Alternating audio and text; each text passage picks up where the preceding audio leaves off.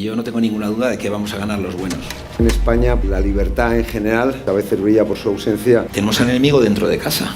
Vivimos en una época en la que, teniendo más información que nunca, tenemos más censura que nunca. Lo que vemos a corto plazo es que la gasolina sube, vemos que el gasoil sube, que sube la cesta de la compra, que hay una previsión que la inflación va a subir. No nos creíamos que se podía ir la luz en España. ¿Cómo pensáis que va a acabar esto? Ahora mismo en lo que estamos es en un combate, desde mi punto de vista, entre China y Estados Unidos. China es muy cómoda para los políticos. China, maravilloso, dice: no, usted no cambie sus regulaciones, usted no cambie sus impuestos, usted no cambie su legislación laboral, para nada, usted adelante, siga poniéndose palos en las ruedas a sus empresas, no hay ningún problema, porque me lo voy a quedar todo. Gracias por acogernos en este foro de libertad en general y de libertad económica, que es la Fundación Rafael del Pino, y que demuestra que los empresarios no son ningunos diablos, sino gente que crea riqueza económica y riqueza intelectual. Y este es el caso, es un caso paradigmático, ¿no? Todo lo que hacéis es sencillamente maravilloso y ayuda a que España sea un país mejor y Madrid una ciudad más importante y más culturizada, que no es moco de pavo. Aquí hay que decir que hoy no estamos, somos todos los que estamos, pero no estamos todos los que deberíamos de estar. ¿Por qué? Porque en España la libertad en general a veces brilla por su ausencia, y a lo mejor aquí falta una cuarta persona que, por los imponderables de este mundo en el que nos ha tocado vivir, hay una dictadura silenciosa en España, le han prohibido estar. Tan sencillo como eso. Dicho todo lo cual, aquí tengo a dos personas que de economía saben mucho más que yo. Daniel Lacalle es viejo amigo y es un tipo que, antes de triunfar financieramente en Madrid, triunfó en Londres, que es la capital financiera del mundo, junto con Nueva York, entre otras cosas porque los ingleses atraen buena parte del dinero y de las finanzas que los Estados Unidos no quieren acoger por razones legales, morales y éticas. Y él ha sido profeta en su tierra, en España, y también en Reino Unido, donde yo le conocí siendo una estrella del mundo financiero y bancario del Reino Unido. Él tiene una particularidad, y es que él puede hablar de ecuanimidad porque es nieto de un ministro de Franco y su padre era militante del Partido Comunista, ¿no? Es decir, el escenario perfecto para crecer en una cierta imparcialidad y ecuanimidad, ¿no? Para tener visión de los dos mundos del espectro ideológico, en su caso un poco extremos, ¿no? Él está bastante centrado y ha ayudado a elaborar buena parte de los programas económicos del Partido Popular, y yo no descartaría que dentro de un año, si Dios quiere, hay cambio de gobierno en este país, no descartaría que Dani sea alguien importante. No sé si acabará siendo gobernador del Banco de España, ministro no creo, porque ya los puestos están casi ocupados, o cualquier otra cuestión. Y José Luis Moreno tiene una virtud que tenía, a mí me apasiona la economía, y José Luis Moreno tiene la virtud que tenía la profesora de economía que yo tuve en la Universidad de Navarra, una ciudadana de Guernica, que es la que me insufló el amor por la economía, y es que se le entiende. Es decir, hablar de economía y que se le entienda es complicado, porque los economistas hablan para economistas, entre ellos se entienden, pero lo que es muy difícil, José Luis Moreno lo ha conseguido, y lo digo porque soy su director, es que hable de economía y de temas a veces farragosos y se le entienda siempre y muy bien, ¿no? Y una prueba es su libro Geoeconomía Estratégica, que son una sucesión de artículos que ha publicado en OK Diario y que son sencillamente maravillosos y, ya digo, muy fáciles de entender. Y dicho todo lo cual, yo pasaría al coloquio. Los protagonistas son ellos. Si algunos de ustedes quieren hacer alguna pregunta, rellenan un papelito, me lo pasan y yo haré la censura correspondiente y contestaremos las preguntas que sean más interesantes y que crea un servidor que hay que responder. Y la gran pregunta del millón es, en estos momentos, es pura geoeconomía, geoestrategia, ¿Cómo pensáis que va a acabar esto y cómo pensáis que va a afectar a nuestros bolsillos con los vaivenes del presidente Trump, que un día dice que la guerra va a durar 2 días, luego llevamos ya 3 semanas, hoy dice que hay casi un acuerdo con la dictadura iraní, y luego resulta que los iraníes dicen que no hay un acuerdo? ¿Cómo creéis que esto puede afectar a nuestros bolsillos? Porque la invasión de Ucrania ya afectó de manera notable a nuestros bolsillos, encareció los precios de todo tipo, y yo creo que esto son palabras mayores, además teniendo en mente lo que pasó en los años 70 con ese auge exponencial de los precios del petróleo. Y yo empezaría pues quizá por el protagonista. Sí. Eduardo, si me permites, primero quería dar un poco de agradecimiento, porque es una oportunidad, cuando uno escribe un libro, agradecer a todas aquellas personas e instituciones que han hecho posible la publicación del libro, y en primer lugar darle las gracias a María del Pino, que este libro se presente en la Fundación. Tiene mucho sentido porque, como antes comentábamos, yo recordaba a María, la inquietud mía sobre estos temas viene de todas las actividades que he hecho con la Fundación Rafael del Pino desde hace muchos años. Entonces, mucha de la filosofía que hay recogida en este libro, en esta casa, que para mí siempre ha sido la Casa de la Libertad, es precisamente todo lo que hemos hecho con la Fundación Rafael del Pino, tanto en Oxford como en Harvard, como en las reuniones que hemos tenido aquí en Madrid. Entonces, sea por delante mi agradecimiento, ¿no? Y además que podamos presentar este libro aquí, que es el tercer libro que presento, el primero que he escrito yo solo, los otros en equipo, ¿no? Y luego tengo, bueno, también un agradecimiento, como aquí comento, a muchas personas. Aquí entre el público hay muchos jefes míos y entonces tengo que agradecerles la presencia, ¿no? Jefes en la Comunidad de Madrid, Enrique Osorio, Esperanza Aguirre, que la tenemos aquí también con nosotros, Antón Aldor, que fue un jefe mío en KPMG, Íñigo, Enrique de Luna en el Ayuntamiento de Madrid, Percival en la Comunidad de Madrid, José María en la Comunidad de Madrid. Bueno, está muy bien que tus jefes vengan a verte y yo quiero dar las gracias. Y yo creo que poco más puedo decir. También gracias a la decana del Colegio de Economistas de Madrid, muchas de las reuniones que hemos tenido en el Colegio de Economistas de Madrid vienen recogidas en estos artículos, etcétera, ¿no? Respondiendo y por supuesto gracias a ti y al diario que diriges, porque desde hace 2 años, más de 2 años, escribo sobre lo que quiero. Es decir, que eso es plena libertad. ¿Y no se te censura jamás? Nunca, jamás. Eso no lo pueden decir nunca, jamás. Ni en el columnistas de otros medios. Ni en el tema. Y eso te lo agradezco públicamente. He tenido una libertad absoluta. José La Morena, que estará allá al fondo, pues da fe de que esto que digo es cierto, ¿no? Vivimos en un momento complicado y además, tal y como se recoge en este libro, en alguno de los casos, no será porque no sabíamos que podía ocurrir. Porque este libro, que se empieza a escribir hace 2 años, recoge artículos sobre el tema de Irán, sobre el tema de Ucrania, sobre el tema de Venezuela, sobre el tema de Groenlandia. Y las cosas han ido ocurriendo como muchos analistas decíamos que podían ocurrir. Ahora mismo en lo que estamos es en un combate, desde mi punto de vista, entre China y Estados Unidos, y cada país está jugando sus cartas en el mundo de la geopolítica, la geoeconomía, de la mejor forma que sabe. Y además lo estamos haciendo en un lugar donde es fácil hacer este combate, que es el mundo de la energía. El mundo de la energía, como tú bien has comentado, es fundamental para todos, porque al final nosotros entendemos que lo que pagamos por la gasolina, por el gasoil, lo que pagamos por la electricidad, tiene que ver con lo que está ocurriendo ahora mismo en el mundo. Lo que ha ocurrido en Venezuela y lo que va a ocurrir, lo que está ocurriendo en el Estrecho de Hormuz. Aunque es verdad que muchas veces no sabemos, cuando leemos las noticias y vemos lo que ocurre, no sabemos qué es lo que está pasando. Y como decía Ortega y Gasset, eso es lo que nos está pasando, que no sabemos lo que nos pasa, ¿no? Porque no es fácil de interpretar con los datos que tenemos, ¿no?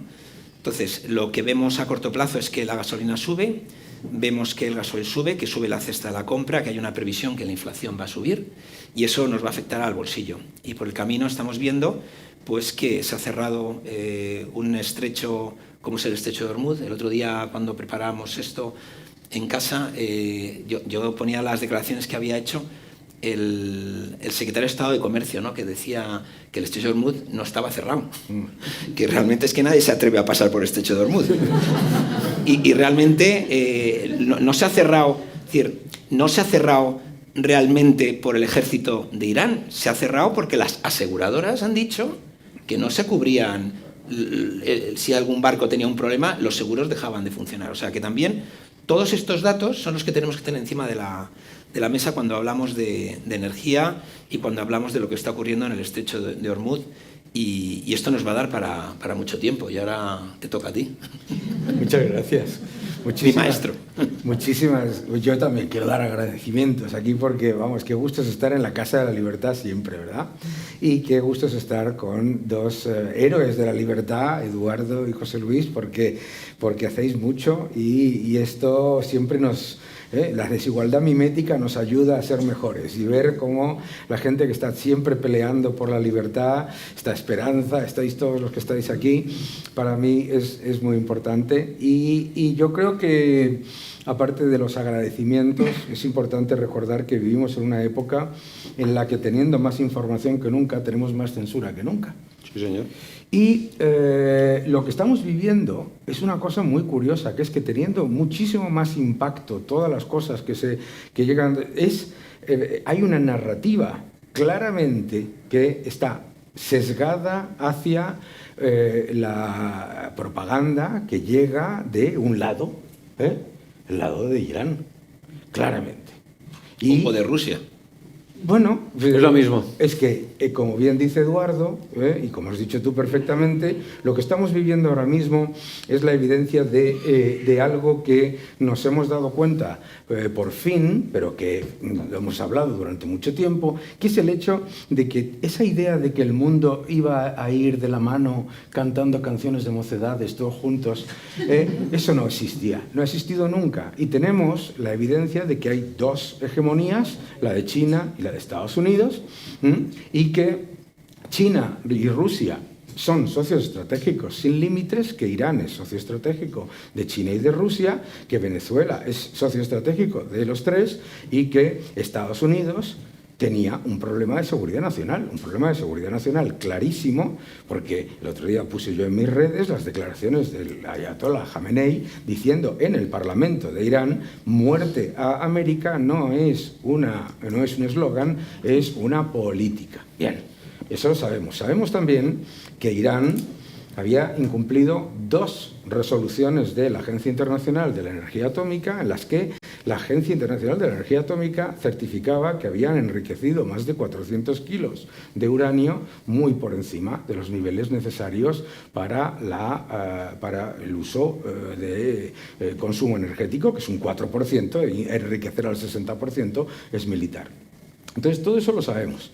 Sin embargo, escuchamos todos los días algo así, pues como que Irán paseaba por el mundo con una especie de mundos de yuppie ridículos, ¿no? Entonces, ¿qué es lo que yo creo que va a ocurrir? Yo creo que lo que va a ocurrir es algo que lo vimos también con la guerra de Ucrania, que es: primero tienes un alza de los precios del petróleo porque de repente sube la prima geopolítica que se le añade a las materias primas. Y después el mundo empieza a darse cuenta de que esa prima geopolítica hace mucho que ha perdido el poder que tenía antes. En un libro que yo escribí, que se llama La madre de todas las batallas, hablaba del final del petróleo como arma. ¿Por qué? Porque, claro, en el año 2008, cuando el petróleo se fue a $140 por barril, que en términos reales sería hoy 212, no me vayan a hablar de precios del petróleo en términos nominales, Estados Unidos producía 5 millones de barriles al día, hoy produce 13,8. Estados Unidos producía menos de 150 millones de BTUs de gas natural, hoy produce casi 1.000 millones. Es decir, Estados Unidos es independiente en petróleo y es independiente en gas natural. Eso cambia absolutamente todo. También hay otro factor, y es que, al contrario de lo que mucha gente piensa, en la OPEP, todos los socios de la OPEP, excepto Venezuela, pero eso ya no cuenta, son adversarios de Irán. La OPEP ha estado aumentando producción cada mes, todos los meses, cada trimestre, con la información de esas dos resoluciones. Por lo tanto, ¿qué es lo que creo que va a pasar? Que vamos a tener un periodo en el que, mientras todo esto copa los titulares, y se habla del cierre del Estrecho de Hormuz, el otro día en una televisión que pagamos todos, se dijo que el Estrecho de Hormuz tiene 3 kilómetros de ancho. 50. 33. 50 kilómetros. Exacto. O sea, es las cosas. Entonces, claro, no nos damos cuenta de que ese riesgo geopolítico, fíjate lo rápido que baja, que hay un tuit de Donald Trump diciendo que han llegado a un acuerdo para el cese de las hostilidades y el precio del petróleo pierde $10. $10, ¿no? Entonces yo creo que va a pasar un poco eso. Que es decir, que terminará la guerra como la conocemos, pero continuará el conflicto como lleva desde hace 6.000 años. Y que a eso nos vamos acostumbrando en un entorno en el que cada día ese arma política del petróleo, ese arma política del gas natural, pierde poder a medida que la oferta... Sí, pero pierde poder, pero los precios se encarecen. Eso es. Y permanecen encarecidos durante mucho tiempo. Se consolida esa inflación de los precios de las materias energéticas, ¿no? Por tanto, en fin, es verdad que Estados Unidos es menos dependiente que hace 50 años, pero no lo es menos que los precios se disparan y ya no vuelven a caer. Fíjate qué curioso. Si nosotros vemos el precio del petróleo hoy, está a $100 el barril, $110. El barril es el equivalente a 212 del año 2008. Es decir, es verdad que los precios han subido de la gasolina, etcétera, entre otras cosas por los impuestos, pero si lo miras, el año pasado el precio del petróleo cayó un 22%, el anterior cayó un 15%. Yo creo que es importante, por lo tanto, darnos cuenta de la diferencia entre lo que nos afecta a nuestro bolsillo, que es la cantidad de trabas burocráticas y impositivas, etcétera, y lo que paga y lo que cuesta el petróleo para los productores. Ya no me extiendo más, ya me callo. Dilo. No, que iba a cambiar el tema, pero terminando con eso. No, otro tema que es muy importante de lo que está ocurriendo con Irán desde el punto de vista de la economía estratégica es lo que está pasando con todo lo que tiene que ver con la inteligencia artificial.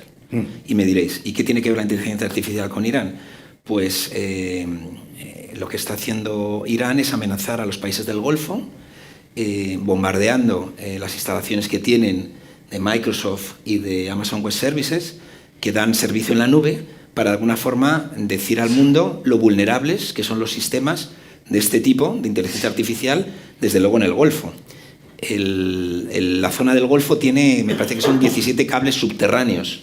Muchos de los cables subterráneos, que son los que dan internet, etcétera, y comunicaciones, pasan por el Estrecho de Hormuz también. Si alguno se estropea, ahora mismo no hay nadie que lo pueda reparar por razones obvias, ¿no? Porque si, igual que pueden hundir un barco de petróleo, de esos que pone no fumar, pues también pueden hundir un barco que va a arreglar unos cables y que desde luego no lo van a permitir trabajar.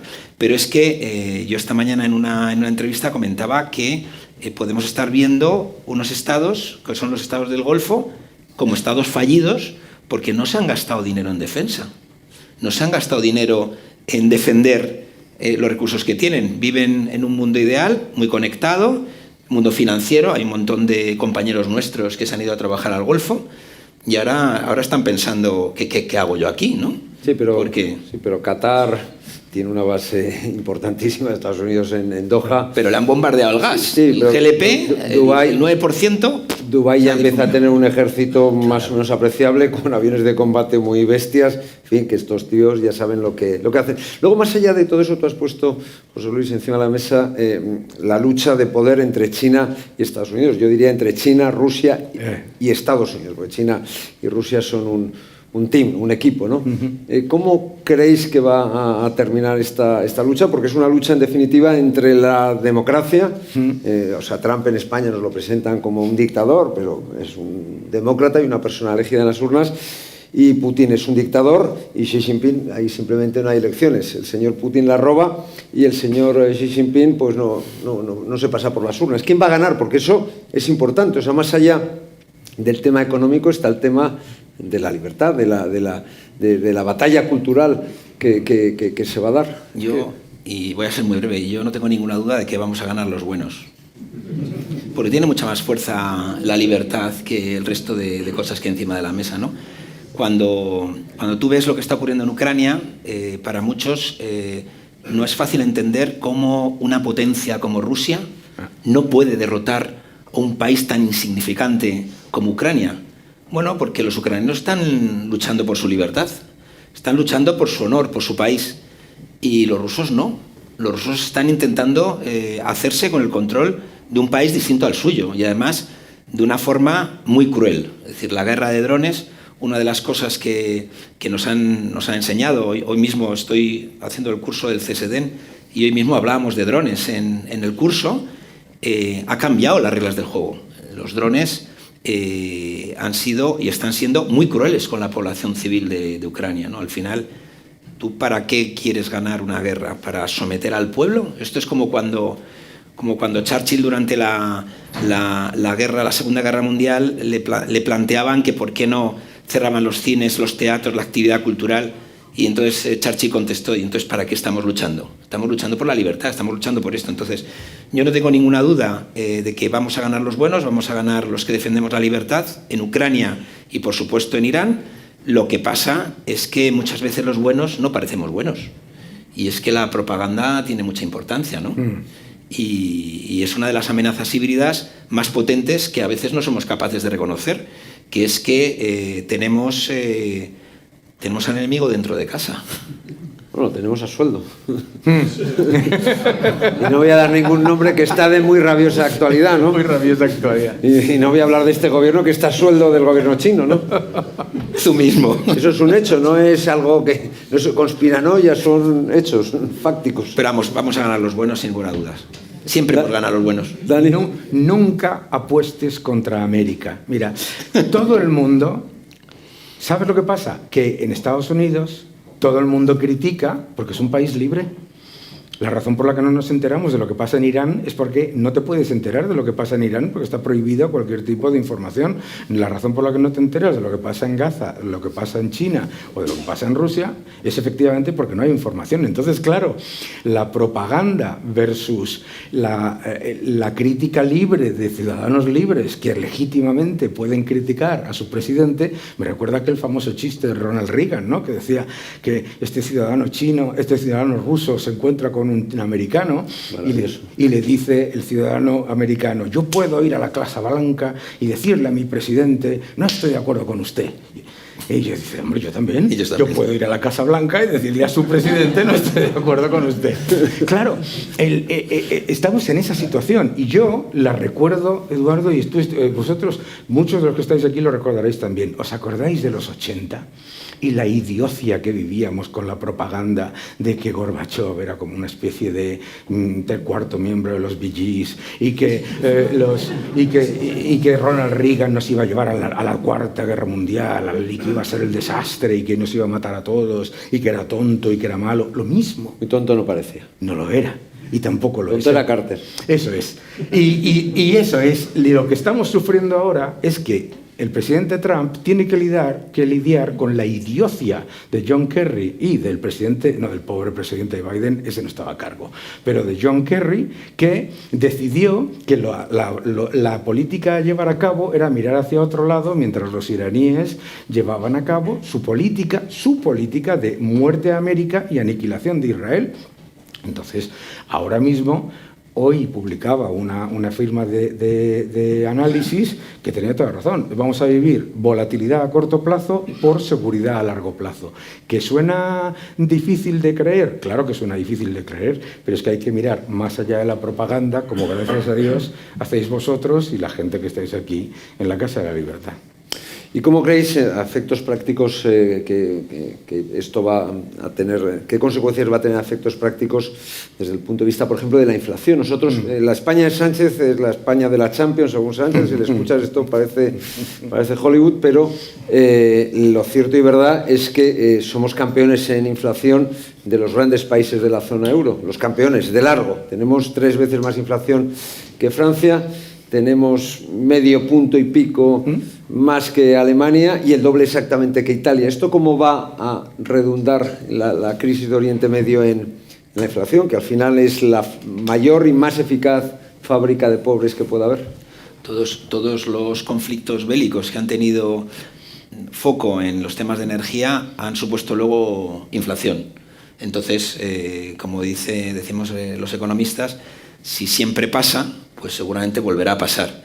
En el caso de España, pues efectivamente pasará más, porque además, no nos equivoquemos, es que no estamos hablando solamente de combustible, no estamos hablando solamente de gasolina, de gasoil, de petróleo, estamos hablando de los fertilizantes. Los fertilizantes son muy importantes para nuestro campo.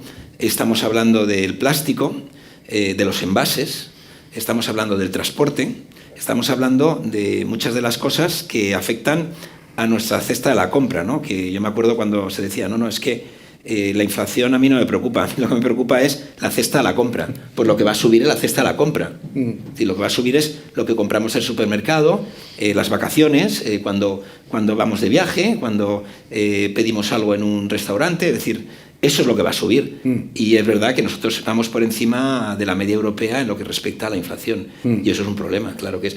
A ver qué hacen los bancos centrales también, ¿no? Porque una solución fácil de los bancos centrales es, pues te subo los tipos de interés, ¿no? Para que no suba la inflación, ¿no? Y entonces ya haces así con el sistema. Es lo que le faltaba, exacto. Atacar un shock de oferta con políticas de demanda. ¿Qué es lo que va a ocurrir? Pues mira, tú lo has dicho, ¿por qué tenemos más inflación que la media de nuestros países? Hoy ha dicho la señora Agesen, que solamente se le puede ocurrir a ella, que el sol y el viento no se frenan en el estrecho de Hormuz. Es una de las idioteces más grandes que he escuchado en toda mi vida, ¿no? ¿Por qué? Porque España, el 70% de nuestras necesidades de energía primaria son importadas. Y porque el 80% de los paneles de solares vienen de China y yo no he visto nunca hacer rotores eólicos cantando canciones. Eso obviamente necesita cobre, necesita litio, etcétera, etcétera, etcétera. Es decir, nosotros hemos pasado desde el año 2019 al año 2026 de depender de Rusia y de Argelia a depender de Rusia, de China y de Estados Unidos. Y nos hemos peleado con Estados Unidos, diplomáticamente, se ha peleado el gobierno, no yo, con Israel, con Argelia y con Estados Unidos. Con Argelia siempre nos olvidamos que era nuestro mayor proveedor de gas y lo hemos sustituido con más gas natural licuado ruso. Esto solamente lo puede conseguir un burócrata, que es hablar mucho de Ucrania y luego ser el quinto mayor importador de gas natural ruso licuado. Esto es increíble. Entonces, ¿qué es lo que pasa? El efecto que dice José Luis nos va a afectar a largo plazo en España. ¿Por qué? Porque ahora nosotros lo estamos viendo en el precio de la gasolina, en el precio del gasóleo, pero lo vamos a ver en el precio del gas y en el precio de los fertilizantes, etcétera, porque el periodo de inyección nos pilla verano y primavera en medio de una guerra, que eso es obviamente impredecible, pero en medio de dos conflictos diplomáticos que esos sí son autoinfligidos. Y los salvó del invierno del año de 2022 y del año de 2023 y del 2024 nos salvó Estados Unidos por las importaciones de petróleo de esquistos, el que prohibimos aquí, esto solo podemos hacer nosotros, lo prohibimos aquí, lo compramos allí, y el gas natural licuado. Entonces, ahí es donde vamos a tener un problema que, como siempre, vendrán las empresas a solucionarle al gobierno, pero lo solucionarán en cuanto a seguridad de suministro, no en cuanto a precio. Y ahí es ¿Y dónde se puede ir la inflación? Porque se habla del 4%, del 4,5%. Claro, son palabras mayores, muy mayores, ¿no? Yo siempre me gusta lo que tú has dicho, ¿no? La cesta de la compra, porque la inflación, el IPC... Primero, la inflación no es el IPC, pero el IPC... Claro, el IPC inmediatamente lo primero que bajan es el peso de la vivienda y el peso de los alimentos ya lo suben. Entonces, la cesta de la compra es lo que se va a encarecer de manera significativa y probablemente será entre un 7 y un 11% este año. O sea que volvemos a los tiempos de Ucrania. En cuanto a la cesta de la compra, seguro. Sí. En cuanto a la cesta de la compra, seguro, porque el efecto de... Es que tenemos que entender no solamente el efecto importantísimo de las materias primas, sino el efecto de toda la cantidad de trabas que se le han puesto a la competencia, al cambio, a la posibilidad de que se traigan productos de otros lados, etc. Los aranceles, que siempre nos olvidamos de los aranceles que ponemos nosotros, que hoy estamos pagando en la gasolina de los 2 euros aproximadamente 11 céntimos son aranceles. Esto es importante también, ¿no? A ver, yo lo más importante que puedo decir en cuanto a esto es que vienen tiempos complejos y la reacción que está tomando nuestro gobierno, pues a veces no es la reacción que tú pretendes de un gobierno responsable, ¿no? De alguna forma viene en varios de los capítulos o de los casos prácticos que aparecen en el libro, ¿no? España tiene una situación geoestratégica muy buena, estamos en el estrecho. Tenemos una situación sísmica buena, en el sentido de que no hay grandes seísmos, con lo cual teóricamente podríamos vivir mucho más de la energía nuclear de lo que vivimos, podríamos incrementar el parque de energía nuclear, podríamos también instalar más centros de datos, puesto que España es un lugar donde vienen muchos cables internacionales marítimos, vienen a nuestro país. España es un país que tiene uranio, España es un país que tiene litio, pero está prohibido extraer el litio y el uranio. Es decir, todas estas cosas que aparecen en el libro, en esos casos prácticos, cuando llega un shock de oferta como este, pues es cuando miras atrás y te das cuenta que estás solo, porque dependes de los demás. Entonces, hemos puesto muchas veces, y el informe Draghi y Letta habla de la autonomía estratégica de Europa, ¿no?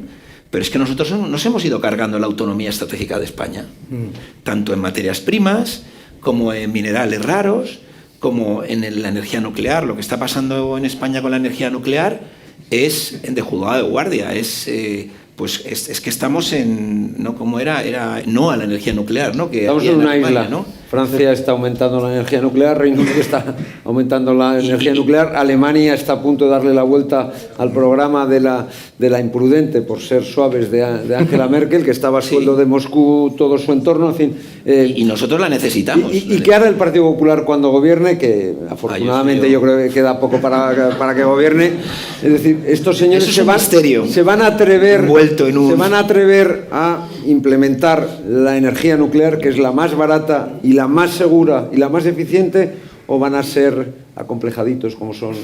En Extremadura, en el programa que presentó María Guardiola, había la potenciación de la energía nuclear. Extremadura, que es una región muy querida por muchos, tiene recursos como el litio. Sí, pero el último permiso y el primero depende de Madrid, depende de Moncloa. Correcto. Depende de la tal AGESEN. Bueno, la antecesora de AGESEN ahora es partidera de la energía nuclear en la Unión Europea. Entonces, a lo mejor podemos aprender de lo que está pasando en Europa, ¿no? Entonces, yo creo que vienen tiempos difíciles. Entonces, decisiones que has tomado cuando el mundo era de jiji jaja, a lo mejor ahora se toman de otra forma, ¿no?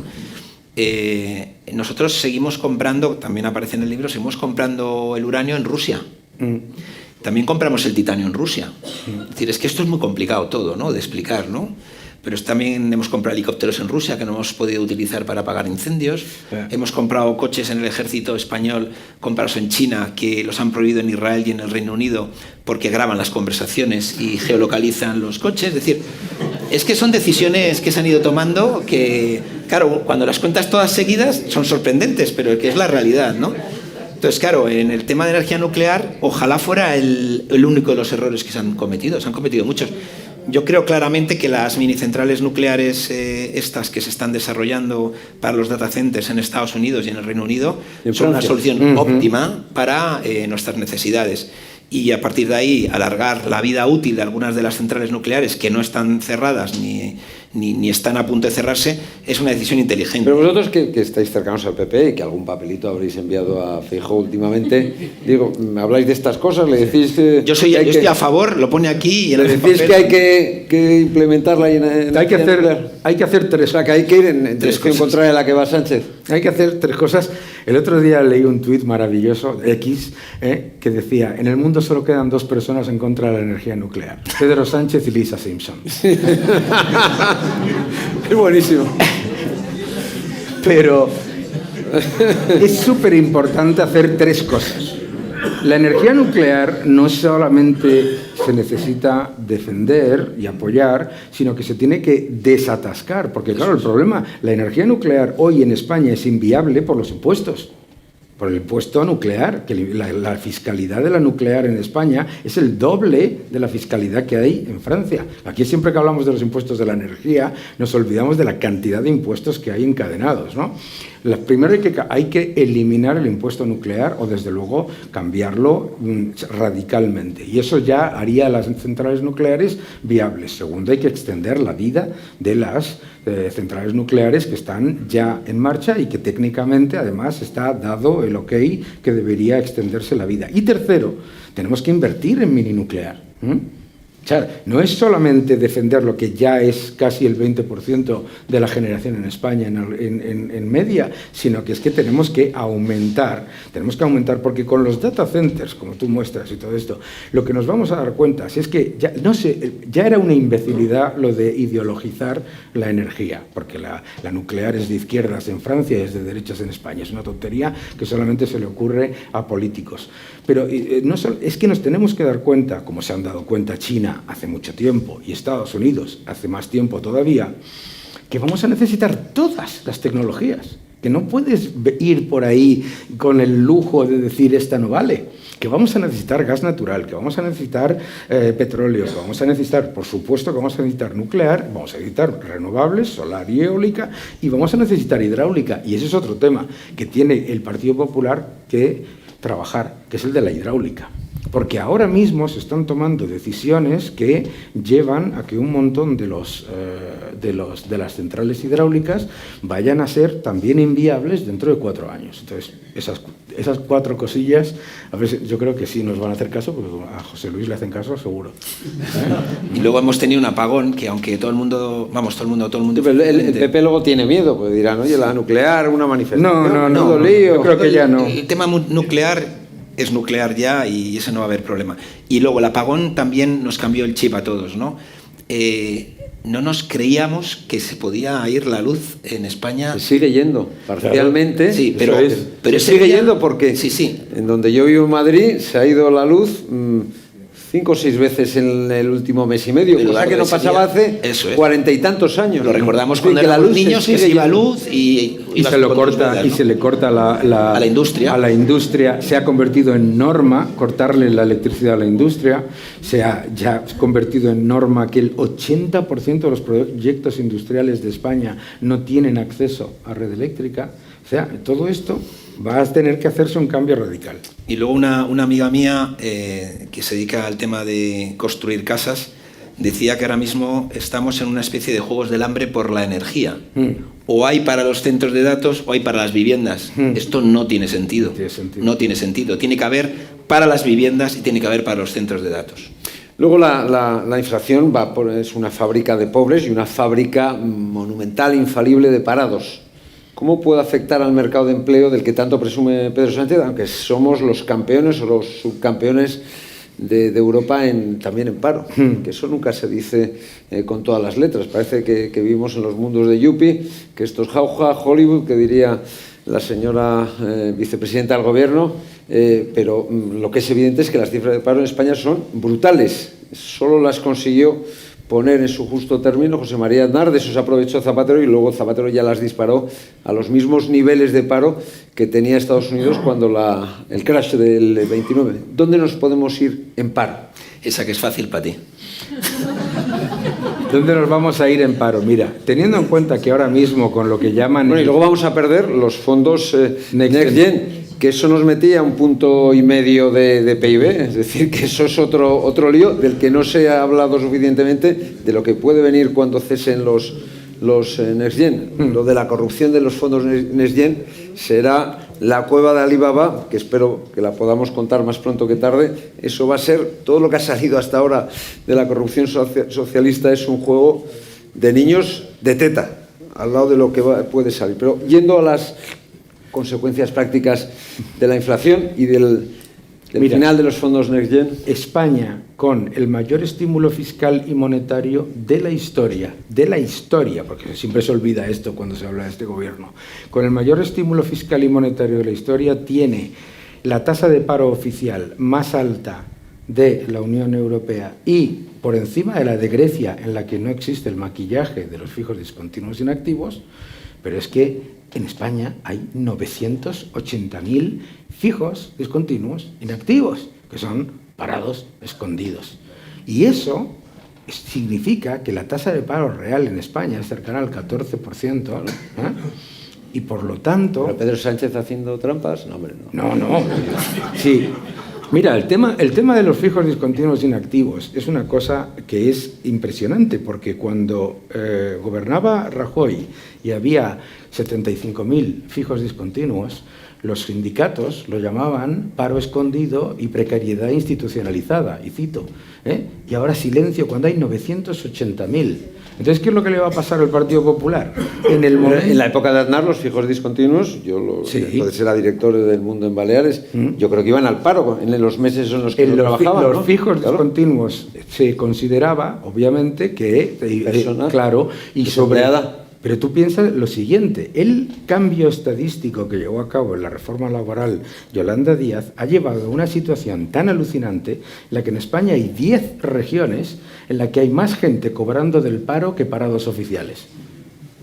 Y claro, así bajo el paro también, ¿no? No sé si lo sabéis, pero México es el país que tiene la segunda tasa de paro más baja del mundo después de Japón, ¿no? Claro, y yo siempre que voy a México digo, a mí lo que me extraña es que no sea una tasa del 0%, porque claro, si quitan a todos los que llaman, ¿cómo los llaman? Desencantados. Le llaman, si quitan a los desencantados, que es los que no trabajan y los que trabajan para el narcotráfico, y los que, claro, entonces ya no hay paro, pues van a hacer lo mismo. Entonces, ¿qué es lo que va a pasar con la tasa oficial de paro? La tasa oficial de paro va a seguir artificialmente deprimida mientras el número de personas que reciben prestaciones se dispara. Eso lo vas a ver seguro. Porque claro, ¿qué es lo que va a pasar con un fijo discontinuo que está inactivo? En marzo, en agosto, sí, el turismo sufre por esta situación. Yo creo que va a tener suerte este presidente maldito que nos Por ha eso. tocado, porque en Baleares las reservas se han disparado. Ah, bueno, pues mira. O sea, yo lo conozco bien y estuve este fin de semana y me decían, no, se han disparado las reservas. Bueno, pues mira. O sea, que es que Nos volverá a salvar el turismo. como- tiene suerte. Bueno, ¿Pero dónde nos podemos ir? ¿A qué cifras de desempleo? Reales. cifras de desempleo reales, pues si estamos en 3,5 millones de desempleados reales, que suba a 3,600, 3,700, no sería nada raro. Que se quedase, que tengas 4,200,000 desocupados, seguro. José. Yo, donde hay un maestro, no manda marinero. Mira, no, marinero no. Entonces, mira, estamos ahora en 4, pues A ver, 4,200. hay varios pilares que son importantes para la creación de empleo, ¿no? Que es, por un lado, lo hemos comentado antes, todo lo que tiene que ver con la industria. Una vez más, la industria depende del precio de la energía. En la medida en que seamos competitivos con otros mercados en el precio de la energía, nuestra industria tendrá futuro, si no, no la tendrá. Desde luego, lo que está pasando en el estrecho de Hormuz no son buenas noticias para la industria europea, no lo son para la italiana, no son para la alemana, tampoco lo son para la española, con lo cual esto afecta a los puestos de trabajo.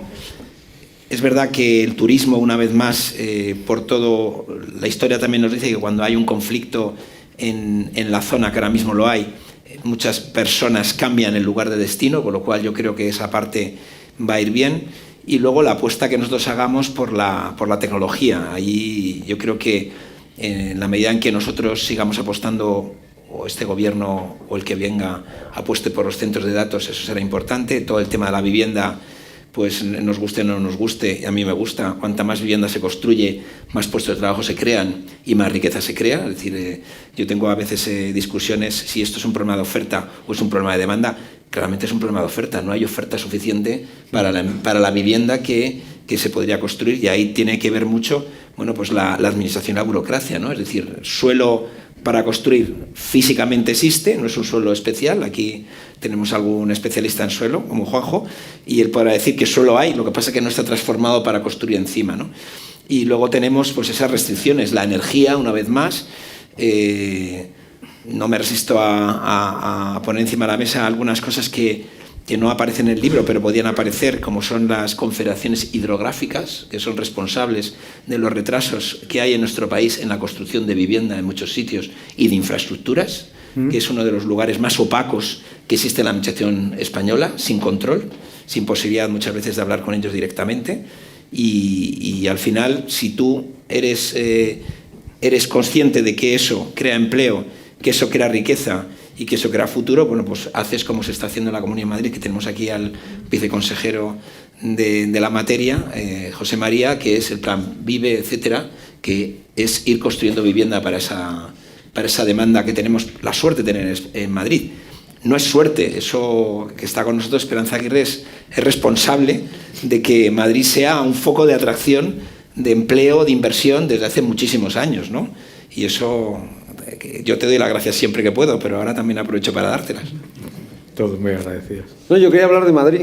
Está Esperanza Aguirre, con la cual estuve ayer en el partido de fútbol, y Esperanza Aguirre fue la primera Isabel Díaz Ayuso, y la señora Díaz Ayuso es la segunda Esperanza Aguirre, ¿no? En fin, ¿el modelo madrileño es exportable al gobierno de España? Yo creo que absolutamente sí. Esto es un éxito sin precedentes que inició Esperanza Aguirre. Isabel Díaz Ayuso pues lo está haciendo bien, no lo siguiente, pero quien puso la primera piedra y los primeros ideales liberales al frente de la economía madrileña, y quien ha permitido este gran boom que luego ha implementado hasta el infinito Isabel Díaz Ayuso, fue Esperanza Aguirre. ¿Es perfectamente posible implementar esas políticas a nivel nacional? O mejor dicho, ¿se atreverá el Partido Popular a implementarlas a nivel nacional? Muchas de las decisiones que se tomaron en su momento en la Comunidad de Madrid, que al final iban encaminadas a incrementar la libertad, estamos hablando de libertad y de atracción de inversiones, han sido trasladadas a muchas comunidades autónomas en impuestos y en medidas que se han ido tomando, ¿no? Y desde luego el modelo que se llama de la Comunidad de Madrid, que algún amigo nuestro pues lo ha puesto por escrito, ¿no? Diego Sánchez de la Cruz, que incluso lo ha presentado en Italia y en otros sitios, está teniendo un éxito. Pero es verdad que muchas veces lo que le falta a otras comunidades autónomas y a otros lugares para implantar estas políticas de liberalismo y de apertura es los madrileños, ¿no? Es decir, al final, ¿qué es un madrileño? Pues un madrileño es alguien que viene de cualquier lado y se siente donde está.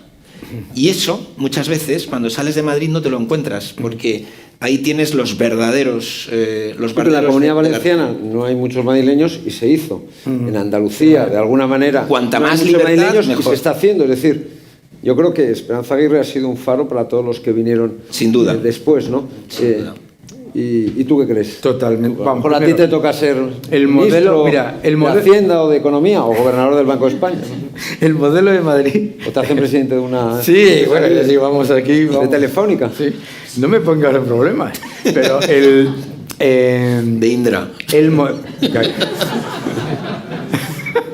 Es que luego me dicen, me dicen que me desato. ¿Qué estábamos hablando? El modelo de Madrid. El modelo de Madrid, lo que tiene, lo más importante, es que no es un modelo para Madrid que excluya a nadie ni a nada. Y por lo tanto, el modelo de Madrid se puede implementar en toda España y se puede implementar en toda Europa sin el más mínimo problema.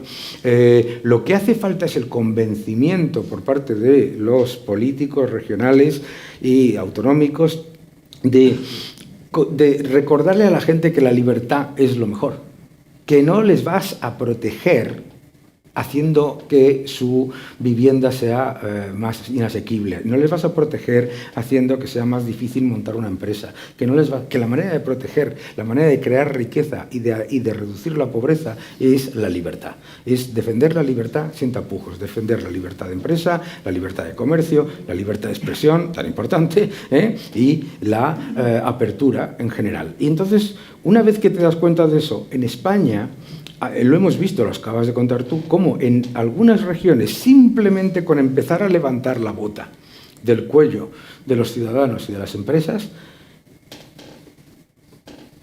renace, empieza a crecer. Andalucía es un caso paradigmático. Bueno, mira, fue bajar los impuestos, claro, y dispararse. Y sobre todo, después de 38 años de socialismo. Es que el socialismo en Andalucía gobernó más años que Franco España. Sí. Que es un dato que lo dice todo, cuidado. Aterrador, Pero a los andaluces les está gustando la libertad, Sí, hombre, pero es que en el momento que van a revalidar a Juanma Moreno, en el momento en el que tú de calle, ¿no? El gran problema de muchas de las comunidades autónomas que sufrían el socialismo es que la gente se acostumbraba a tener capataces de la administración pública que se presentaban en tu empresa a decirte qué, cómo, cuándo y a qué hora tienes que hacer las cosas sin haber apoyado de ninguna manera. Y que entonces, en el momento en el que la administración pasa de ser una administración que se dedica a frenar a ser una administración que se dedica a facilitar,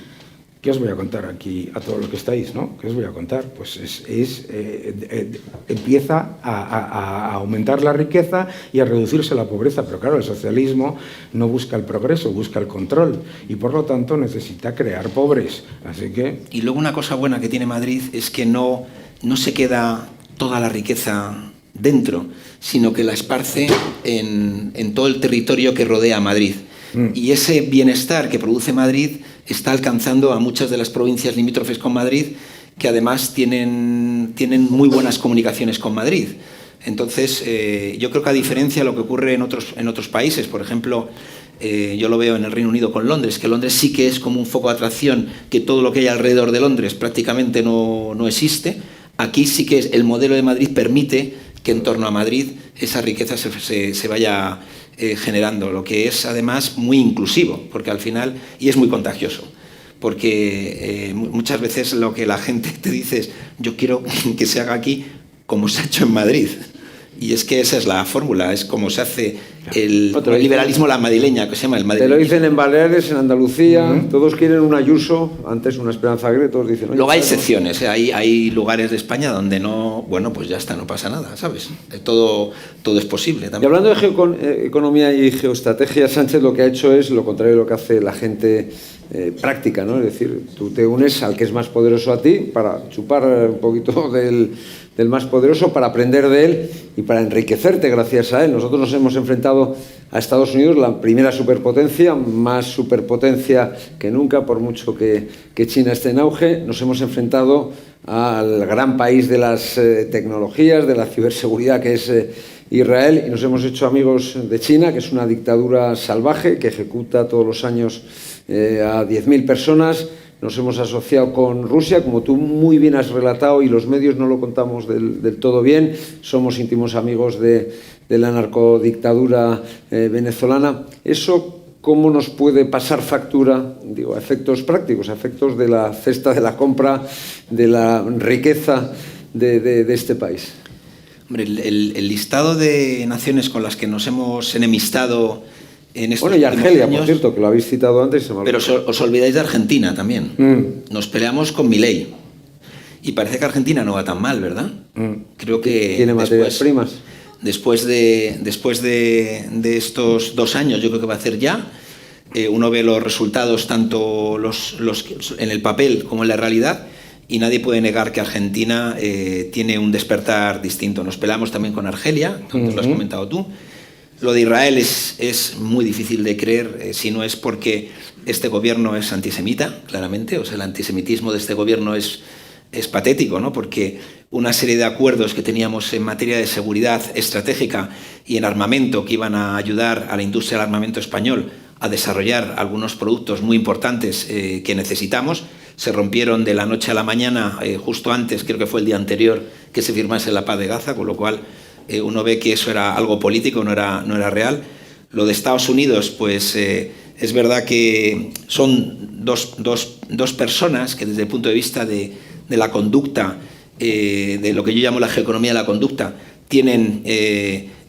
se han encontrado uno y otro. Es decir, yo creo que a Trump le encanta hablar de Pedro Sánchez y a Pedro Sánchez de Trump. El número de veces que habla Donald Trump de Pedro Sánchez. Exacto, sí, claro. Pero son cada vez más.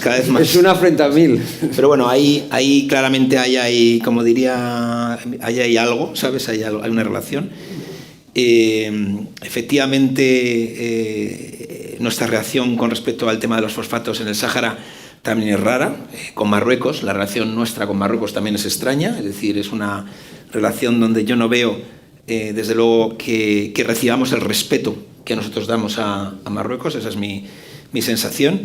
Y luego elegimos también, como digo yo, las fotos para hacernos distintos. Esa foto creo que era de la OTAN, donde nuestro presidente sale ahí al final, pues tampoco, un poco me recordó a cuando Zapatero no se quiso levantar delante de la bandera de los Estados Unidos. De todos estos países que yo he citado, el que tiene mejor memoria es Estados Unidos. Cuando se falta respeto a los Estados Unidos, esto no se olvida. Pero es verdad, Trump es especialmente vengativo. Pero es verdad que Trump ha dicho que una cosa somos los españoles y otra cosa son los dirigentes de España, ¿no? Pero yo esta mañana también lo defendía hablando del libro. La clave es el atlantismo, ¿no? Nosotros pertenecemos a un espacio que es el Atlántico, que se compone, entre otras cosas, entre Estados Unidos, Europa, y ahí está también Canadá, y ese es el espacio donde nosotros nos tenemos que mover junto con Latinoamérica. Todo lo que sea salirnos de este espacio, esto que está haciendo el gobierno con China, China no tiene aliados, China tiene solamente clientes y tiene deudores, pero no tiene aliados. China en su estructura estratégica viene en uno de los casos desde la época, no voy a decir, desde Confucio.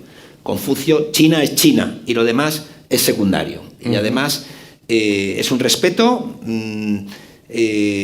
bastante ajustado, es decir, no es mucho respeto. Es decir, tanto los escritos de Confucio, donde se habla de China como centro del universo, centro de la Tierra, como en los escritos del Partido Comunista Chino, que Xi Jinping escribe su gobierno en el plan estratégico, deja claro lo que es China y lo que es los demás, ¿no? Sí que ha puesto el ojo claramente China en España. España le parece, yo creo que un país facilón, se lo estamos poniendo facilón. Xi Jinping, lo digo en el libro, Xi Jinping fue mochilero en Madrid.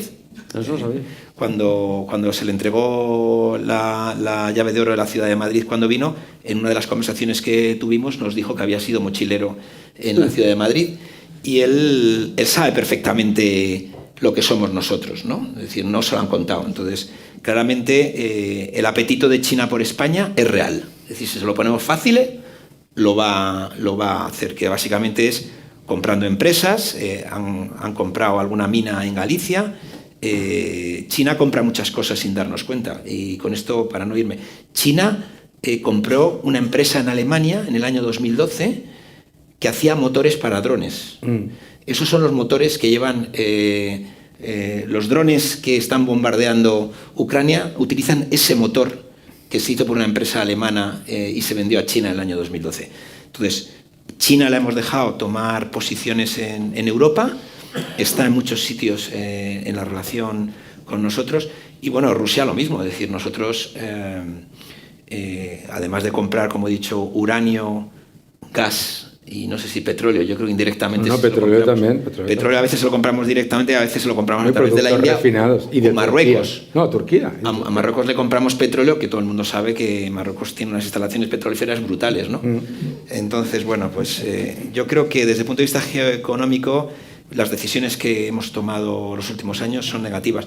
Y una pena, porque estamos en un lugar estratégico muy bueno, como se ha demostrado hace unos días cuando nos han pedido ayuda a nuestros aliados para utilizar las bases de Morón, ¿no? Es decir, que las han utilizado. Sí. Por supuesto, y las han utilizado con permiso del gobierno de España, hasta que les han pillado, ¿sabes? Bueno, y las siguen utilizando sin permiso del gobierno de España, pero las siguen utilizando.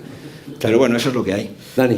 Yo estoy totalmente de acuerdo. Por añadir alguna cosa, yo creo que es muy importante entender que la decisión del gobierno de Sánchez de orientar su amistad estratégica hacia China tiene un objetivo interno y político, que es el de permanecer en el poder. Pero claramente nosotros tenemos que ser conscientes de que la pérdida de confianza con Estados Unidos, y cuando hablo de Estados Unidos no es la administración Trump, es Estados Unidos como sistema. Estados Unidos y de Israel es algo que tiene que ser una prioridad del próximo gobierno, o sea, recomponer eso. Yo me paso el día, al que me escucha, diciéndole que tienen que recomponer las relaciones con Estados Unidos para que no se perciba que el gobierno de España, gane quien gane, es adversario. ¿Por qué? Porque, claro, China es muy cómoda para los políticos. ¿Por qué? Porque los chinos, China, maravilloso, dice: no, usted no cambie sus regulaciones, usted no cambie sus impuestos, usted no cambie su legislación laboral, para nada, usted adelante, siga poniéndose palos en las ruedas a sus empresas, no hay ningún problema. Porque me lo voy a quedar todo. Claro. Yo te lo vendo. Soy feliz. Claro, entonces, para China, España es la punta de lanza para entrar en la Unión Europea.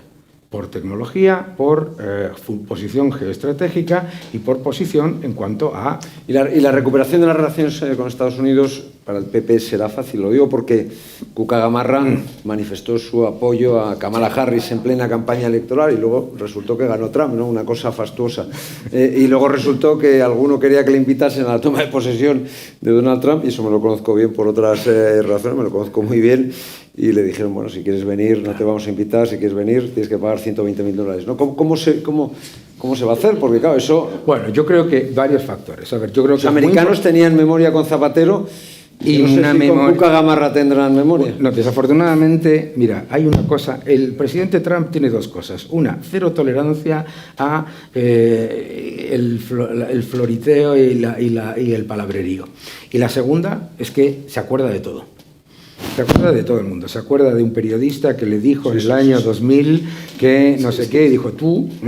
Entonces es muy importante que recompongamos las relaciones, porque España no tiene ninguna posibilidad de ganar en una alianza estratégica con China, con Rusia y con Irán. ¿Por qué? Porque esos son regímenes que son extractivos. Son extractivos. Van a un sitio, se llevan las cosas, se quedan para ellos. La posición en Groenlandia, la posición en Nicaragua, la posición en Venezuela, etcétera, etcétera, es la de entrar, quitarte cosas y para ellos. Esto es incuestionable. Entonces, lo que nosotros tenemos que darnos cuenta es que tenemos una oportunidad y un riesgo. Eso no significa que no se coopere y que no se comercie con China y con los países que sea, eso es otra cosa completamente distinta. Pero como estrategia tenemos que darnos cuenta que la posición aparentemente diplomática y buenista que tiene China tiene solamente un objetivo, que es el de extraer y chupar y volver. Es un sistema que funciona exactamente igual que una tribu vikinga. Y no pasa nada, pero hay que ser consciente de ello, ¿no? Yo siempre digo que yo creo que el mío funciona. Yo creo que lo que estamos haciendo, por ejemplo, con los coches eléctricos chinos, que los estamos financiando con fondos europeos... Esto es la bomba. Eso es la bomba. O sea, nos estamos cargando... Igual era yo, ya, fíjate. Eso es que tenemos que ir terminando. Que nos estemos cargando nuestra industria del automóvil con fondos europeos, los Next Generation, comprando coches que se fabrican en China, esto es la pera. Es que tú vas ahora por Madrid, por cualquier ciudad española, antes veías Renault, Peugeot, coches alemanes... Ahora son todos coches chinos. BYD, eso es. Sí, no, BYD. Chinos. Ojalá solo fuera BYD. Sí. Es decir, yo creo que estamos pulverizando la industria automovilística. Nos pasó lo mismo con los paneles solares, nos está pasando lo mismo con las baterías, y además siempre China se queda con la parte clave, ¿no? Es decir, uno de los mercados que tiene copado China es el de los imanes. Sin imanes no hay baterías. Y eso, así, por supuesto, tierras raras, por supuesto, litio. El litio de todo el mundo, se está quedando con el litio de todo el mundo, de Australia, de Latinoamérica, es decir, y delante de nuestras narices. Entonces, independientemente de... Pero bueno, también se queda con el sistema de grabación de los terroristas, que se lo adjudicamos a una empresa china también. Huawei. Pero es que también contratamos las pulseritas, se las quitamos a Israel, que funcionan. OK Diario, sí. Efectivamente. Y las pulseritas para evitar el tema del maltrato, las compramos en China y no funcionan. Es decir, la política que estamos siguiendo, yo diría en toda Europa, pero España sobre todo, con respecto al acercamiento China como socio industrial, socio tecnológico, que nunca va a ser socio, es de demolición total. Y no somos conscientes de que lo estamos haciendo. Y ellos lo hacen silenciosamente, sin que te des cuenta, pero así estamos. Es un problema. Pues nada más, muchas gracias. Sois brillantes los dos, pero además hacéis que la economía, que es farragosa, se entienda para el gran público. Y eso es un milagro. y eso hace también que los dos tengáis posibilidades de ser algo en el próximo gobierno de España, que espero que llegue lo más pronto posible. Pues nada más, muchas gracias, enhorabuena José Luis, enhorabuena a los dos, porque hacéis fácil algo tan farragoso como la economía.